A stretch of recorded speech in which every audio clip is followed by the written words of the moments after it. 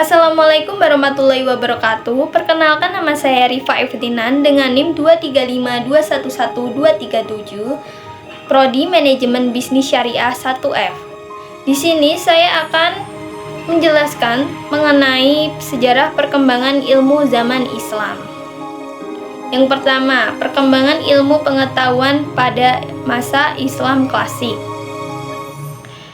Ilmu pengetahuan di dunia Islam dimulai ketika Rasulullah diutus untuk menyampaikan risalah dan ajaran Islam kepada umat manusia. Kemajuan ilmu pengetahuan dan teknologi pada masa kekhalifahan Islam yang dicapai umat Islam diawali dengan adanya transfer ilmu pengetahuan filsafat Yunani ke lingkungan dunia Islam. Perkembangan ilmu pengetahuan terhadap keberhasilan Islam terjadi pada masa Bani Umayyah dan Bani Abbasiyah.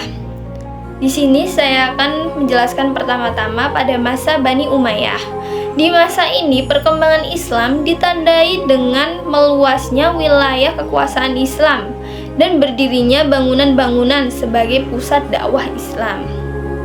Kemajuan Islam pada masa ini ialah di bidang politik, keagamaan, ekonomi, ilmu bangunan atau arsitektur, sosial, dan bidang militer. Yang kedua, pada masa Bani Abbasiyah. Pada masa ini ditandai dengan pesatnya perkembangan ilmu pengetahuan yang meliputi juga dalam bidang ilmu pengetahuan, ekonomi, ilmu bangunan atau arsitektur, sosial, dan bidang militer. Pada masa ini juga ilmu berkembang pesat melalui penerjemahan karya-karya Yunani ke dalam bahasa Arab. Contohnya dalam organisasi Bait al-Hikmah dibangun oleh Al-Ma'mun sebagai pusat ilmu dengan perpustakaan dan observatorium. Tokoh penerjemah terkemuka seperti Yahya bin Adi dan Abu bin Isa bin Ishaq menerjemahkan karya-karya filsafat, ilmu perkembangan dalam berbagai bidang termasuk fisika, matematika, dan logika. Faktor-faktor yang mempengaruhi pada masa kejayaan Islam.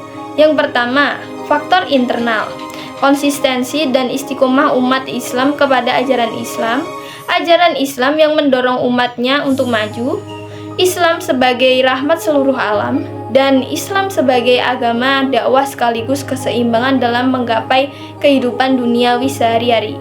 Yang kedua, pada faktor eksternal terjadi asimilasi antara bangsa Arab dan bangsa-bangsa lainnya, gerakan terjemahan dan pengembang. Dua, faktor eksternal terjadi asimilasi antara bangsa Arab dan bangsa-bangsa lain, gerakan terjemahan dan mengembangkan ilmu agama dengan berijtihad.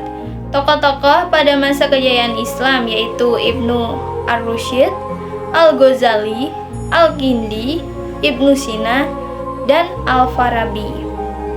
Berikut merupakan masa keruntuhan tradisi keilmuan dalam Islam.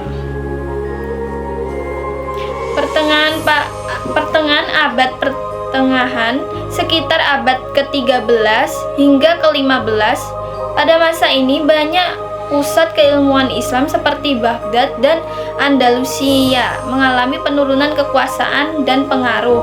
Perpindahan politik dan sosial dapat menghambat perkembangan ilmu pengetahuan. Kegagalan dalam adaptasi ilmu barat, kesulitan-kesulitan ijtihad, dan mistisisme akestik juga merupakan faktor yang menyebabkan kemunduran tradisi intelektual dan keilmuan di dunia Islam. Berikut merupakan perpecahan-perpecahannya.